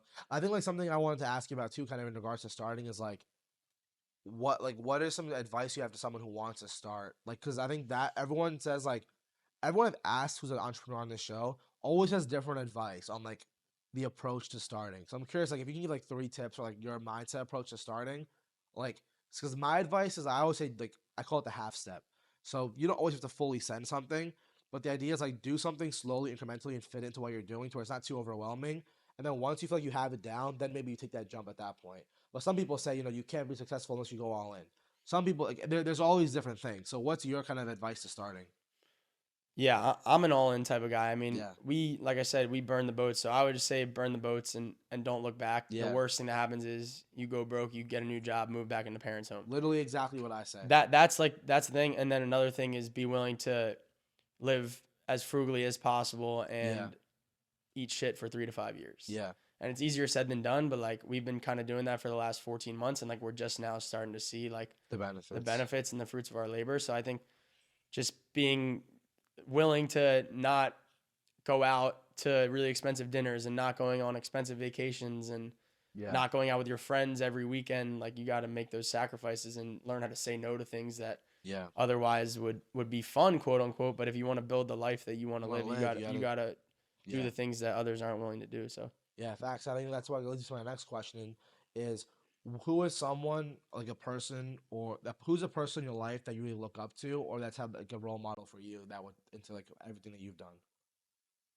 The most influential person. yeah, it's a really good question. I would say my parents for sure. I mean, Yeah. the way that they parented me, I think it couldn't have like gone better. Yeah.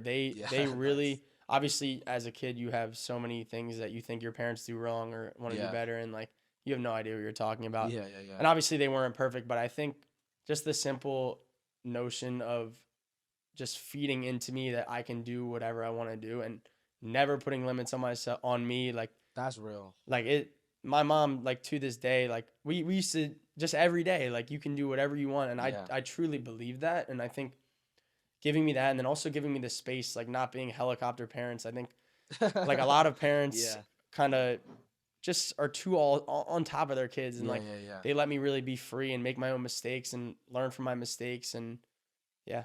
Yeah, I think that's a big one. I think like I always parents can do like it's the influence parents have is like very unique because it can be like motivators and like a they weren't helpful, so I want to like I learned from that, or they were really helpful, so I'm learning from it. So I think like no matter what, it's like there's a lot of like inspiration you can draw from that. Yeah, man, it's cool. I think like for you, like was it what about that like when it comes to like giving you that space, do you think it was like the space that was the most important thing? Do you think it was the encouragement that was the most important thing? Like, what do you think like was a real um a key in that whole thing? Yeah, so letting me fight my own battles. I think Mm. adversity was the biggest thing that my parents allowed me to go through. So Yeah, I think it was partially me not wanting them to step in, but we have kids all the time who like their parents will kind of come up to us or like I coached a fifth grade team and you'll have parents like bringing up different complaints and grievances and like yeah, I forbid my mom from ever speaking to my coaches. I was like, this is my life. Let me fight my own battles. yeah. And I really struggled. Like high school was a very mentally challenging time for me, Mm. physically challenging because I was undersized, and Yeah. anyone who knows me knows how hard my high school basketball experience was. Wow, I was just so hard. Just I was 5'6", 5'7", Yeah. 150 pounds going against really big guys at a Yeah. powerhouse high school Yeah. and fighting and scratching and clawing my way on the varsity team. And like, there were days I'd come home and cry and want to quit. And like, my coach was really hard on me. And like, it was the most mentally challenging thing to this day. Yeah. And like, my mom not once like butt in, complained to the coach, said you got to take it easy on him. Like, letting me go through that struggle was Yeah. why I'm now able to handle all the struggles. Being an entrepreneur, you get punched in the face every day. So Yeah. if you don't face that adversity as a kid, how are you going to be able to Yeah. face that adversity in life? So like, yeah, that's the biggest thing my mom did, letting me get punched in the face, literally and figuratively, but letting me get punched in the face and just deal with my own battles. And then that's why I'm able to deal with that today. So I mean, dude, the fact that you went through that and you became captain, bro, that says a lot about, I mean, your work ethic and your effort, dude. I mean, that's, I think, a big thing too. Like, not getting in the way. I mean, I love that because I think when I grew most of my life was going through it myself. Like when I was away at Maryland, like for me, I would say my high school experience was like relatively like kind of like I was like I felt like still like a kid. Like no big stressors on my head. Like I felt like I was just doing like the normal having the normal kid life. But during my freshman year of college, when I went out to Maryland by myself, fully by doing my thing, knew no one else the entire school. I was like, oh my god, I think I'm in hell, bro. Like I was like, I used to go from having so many friends and I got to rebuild everything. It was so tough. I'm like going through adversity alone, I think is how you get to go and be successful. So I think that's pretty cool there. I just thought of my favorite business moment. What is it? What is it? So it's not There it's we not go. really a highlight like everybody thinks about. So the first month, like I was talking about, Yeah. when Nate and I got the new apartment, we didn't want to spend money on new beds. So we literally have a photo. We slept on the floor for the first month. Yeah. It's like on like Wow. either like an air mattress or like just like a pad on the floor with Yeah. blankets. Yeah. Yeah. So I think Nate has the photo, but like we look back on that sometimes. Like Yeah. You gotta send me that so I can put it in here. I Man. got you if Yeah, Nate has yeah, it. yeah. But like we literally slept on the floor the first month because we didn't have the money to Wow. pay for beds. So it was Wow. like, That's how you do. That picture's gonna be an iconic picture. yeah. When you're So like coaching like the next like LeBron James, bro. I want to see that picture everywhere, bro. yeah. But yeah, man. I think other than that, I mean, the last question I always ask everyone is like, what is like your advice to the world? Like for someone who's watching, who wants to be Danny Cooper, who wants to like be the next you or learn or be the person that they want to be. From you and your lived experience, like what do you have to say to that person? I would say be your authentic self and follow your heart in Yeah. everything you've done. And that the through everything that I've done, like the common denominator is like I've followed my heart and lived with no regrets. Yeah. So that's the biggest thing really. How does Just someone do that though?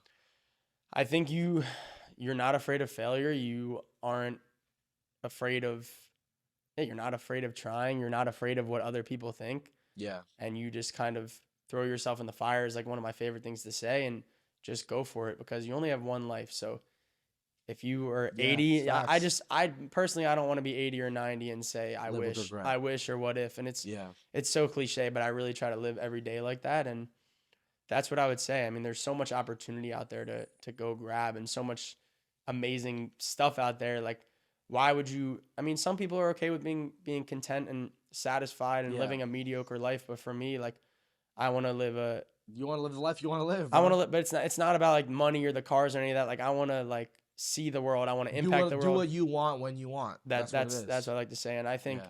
the coolest thing is the butterfly effect, like we Yeah. talked about. Yeah. Like Yeah. Yeah. if Yeah. I can impact just one person's life, then they could impact somebody else's, and like Yeah. really a legacy thing. So just follow your heart. Don't be afraid of chasing your dreams. Yeah, dude. Hey, I hope this you should live every day like it's your last. I hope this podcast. You're excited. You're excited to be on here, Yes, bro. sir. No, this is No, amazing. no. This was. I'm telling you, this is gonna be your next butterfly effect. You're gonna look back because of this show. Something happened. Hey, We're gonna manifest it. that'd be amazing. But no, dude. Again, like, I so appreciate you coming on, man. I'm like, more than anything, like, what I tell everyone is like, you became a part of my dream by doing this, and I'm sure you know how hard it is to run a business. Like, for me, I mean, I'm up. I have like 20, 21 hour days. Like the other night to prepare for my meeting, I told you I had a client meeting yesterday. Yeah. I went. I was awake from Saturday morning until Monday evening, and I was awake I think almost 39 hours in a row Wow. off of just food, What kind of caffeine. coffee are you I drinking? had 2 Celsiuses. I went to Man. Dunkin' because I had to get something done, and it was like again, it was like going. It was like I was in a war with like my mind, with like what what I had to do, and I'm sure you know how hard this is. Yeah. So the fact that you're part of what I'm doing in my dream and like here to support and like just really just share with my audience and yours, like what you hear, what your stories are and your advice, like screw what everyone else is listening to. Even just you talking to me right now, I learned a lot about things. Like the butterfly effect thing really is gonna stick with me from this conversation. And I couldn't be more appreciative, bro. So thank you so much. Hey, man, it was a fun time. Great Yeah. chopping it up. Thanks for having me. I mean, that's why I want to give you your moment too, man. Like, this is your chance to plug anything you want to plug, shout out whoever you want to shout out. Because again, like, this is also, I want to give you, this is your space to share your message to the world too. So anything you want to say, bro, like, this is your chance to say it. Yeah, I don't really have much to say. I mean, just if you want to come train, come Yeah, train with me, guys. DannyCooperBasketball.com, Instagram, DCoopBball, YouTube, Danny Cooper Basketball. That's about it. Try to, yeah, Yeah. come No, get guys, better. if you you want want to to come get train. better at basketball, I'm telling you, he's coached K through 12. He's an academy this summer. He's coached NBA players. Again, if you want to name the players you coached again? Well, so the guys that I've worked with, like Yeah. me as the lead trainer, like Mac McClung, Lamar Stevens, I got to work with Marcus Morris. And then I interned for Drew Hanlon and got to help out with Tyler Hero, Kelly Oubre, Mo Bamba. Yeah. So I don't want to like. So clearly he works with good clients, guys. If you want to work with like one of the best trainers, the best out of Philly, I'm telling you guys, like Danny Cooper is a man for what you want to do. And like real quick before you go, I do have a gift for you, real quick. Oh man. What size shirt do you wear? Medium or large? How does it run? You like pretty fit. Anything black or white? I like black. I'll give you a large. Okay, cool. But this That's is, love, man. we don't sell these or anything, but everyone who's comes on the show, Man, thank you so everyone much. from the team, we always That's dope. Let's we show 'em. always give out. He's actually wearing it right now. I'll definitely be rocking this in some of my workouts Yeah, for sure. man. I mean, like we want to get like the best comfortable quality. So like my brother's a big gym guy. He wears to the gym like every single day. So like Love it. that's his thing. But dude, like again, I'm so appreciative. Like that is like it's not just t-shirts to me. Like that's my token of saying like you're part of like we call it the Growth Street Gang. So we throw up the Love G's. it. You're part of the Growth Street Gang. Let's now. go. But dude, like this is a beginning of like what I call like again. I made a brother today. That's what I always say to everyone, and I actually feel that way too, bro. So for one, like thank you so much again. Hope everyone liked this episode. If you guys did like it, like, comment, share, subscribe. But also go to all of Danny's, social medias, YouTubes, and everything. Give him some love too, because guys, like this is him coming out here from Philly all the way to New Jersey to come record this. And I couldn't appreciate it more, brother. So thank you, bro. Appreciate it, man. All A right, lot of bro. fun. That's a wrap. Let's go. That's fire, bro. Dab me up, bro. Hey, my man. That was fire, dude. I know. What'd you think, bro? That was awesome. That was